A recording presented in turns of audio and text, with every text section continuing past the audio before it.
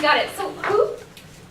This kind of International students. What? Percentage. So when we say what, we're looking at what it is. We're seeing a percent of students, but also we can say, really, literally, what are we looking at? We're looking at a triple line graph. We're looking at the results of survey data. Where? Canada. Yeah, Canada. When? Last decade. All the years. Okay, good. I like over the last decade, maybe 2004 to 2005 until 2013 to 2014. I'm right. Why? Quality of education. The level. To show quality of education, maybe. Yeah, that's a good thought. To show the level of the students would be the literal. Yeah. To see the level at which most students study. And how? Statistic. Statistics. Yeah, statistics. We can assume that these are findings from Statistics Canada. Now, how do I know it's Statistics Canada?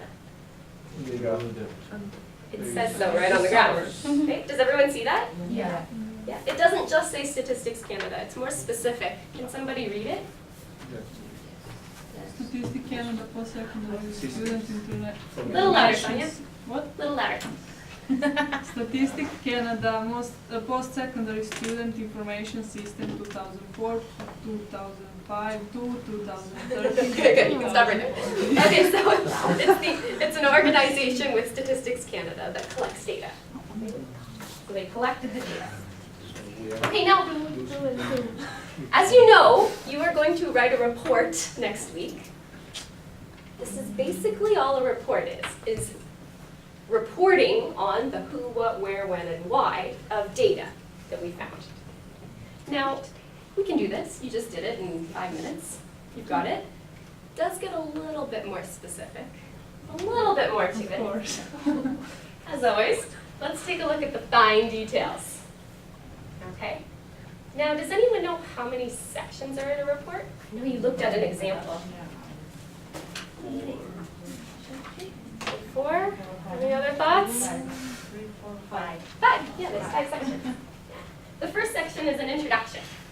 In the introduction, we have these pieces of information. Maybe a sentence with some background information, kind of like your grammar in your essays. Right? Just a little bit of background for your reader. We're going to give the purpose of the report. What was the purpose of this report? To inform about the level of students studying in Canada. Good. We'll give some definitions if we need to. Is there anything here you would define?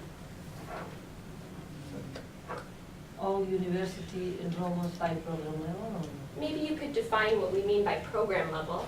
You could say bachelor is undergraduate, Yeah. master's and doctoral is Post.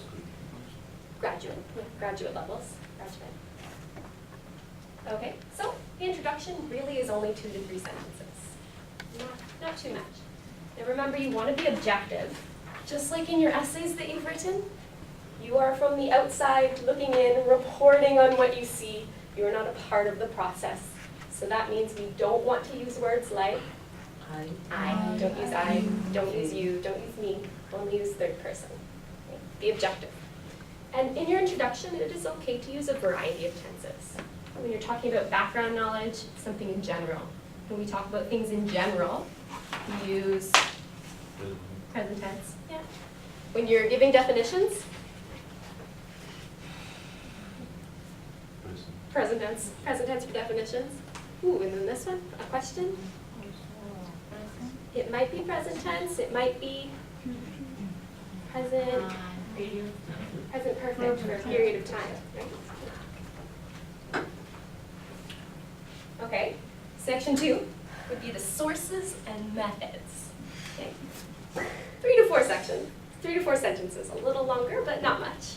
This is where we tell the who or what, which you already know. So who or what was studied or researched. We can tell the size or the description of the sample. Do we know that from here? We'll have to look. The size of the sample would be how many people were surveyed or how many people were studied. No. Oh, yeah, yeah. Where, when, and how information was collected. and how the data has been organized. And that's where we talk about the type of graph, which you know, we've got pictographs and tables and bar graphs and line graphs and what are the other ones? Pie charts. 3 to 4 sentences. Again, be objective. You'll probably use a lot of passive voice here. For example, students were studied. Students were studied.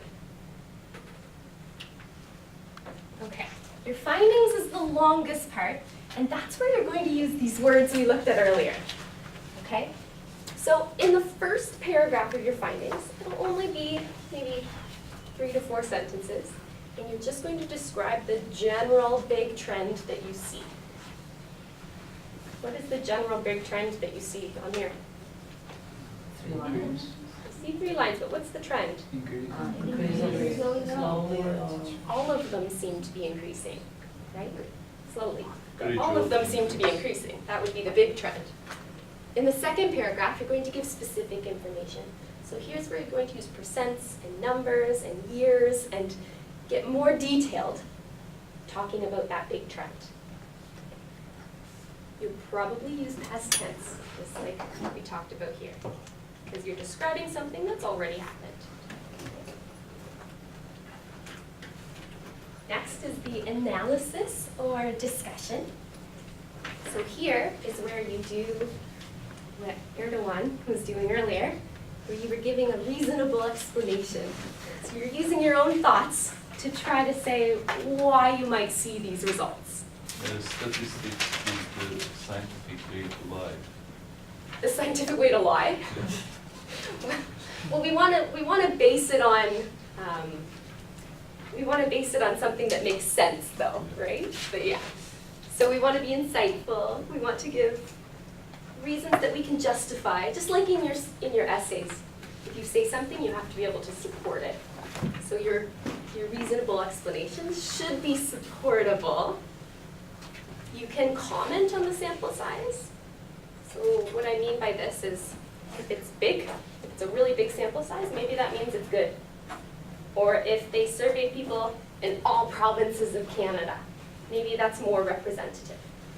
Whereas if they only surveyed a small proportion of people in Ontario, and then the graph says Canada, that's probably not a great sample size, right? So you can talk about that in this section. Maybe you can talk about implications, what this means for the world, what this means for people, what this means for whoever is interested in this study. 3 to 4 sentences. Now here, because we're kind of giving our supported opinion, or as Erdogan says, a scientific lie. It's not a lie though. It's a supported opinion. We want to hedge our language. Do you remember what I mean by hedge your language? Right. Be really careful with your language. Right? You can do that by using modals like could be, might be, maybe. Right? Use those modals to be careful so people won't argue with you. Conclusion? This is where you're just going to summarize the most important thing that you learned from the data. And then maybe make a recommendation or a prediction for the future. 2 to 3 sentences. So you'll see each section is quite short, right? Okay, now I'm going to come around to each table and give you a piece of green paper. On this paper are some questions that I want you to think about related to the graph. Now each paper is a different part of a report. So introduction, sources and methods, analysis, conclusion, I think I'm missing one. ending. Findings, thank you. So you have to try to think about which section you have and try to answer the questions. Try to do this in about 5 minutes, okay?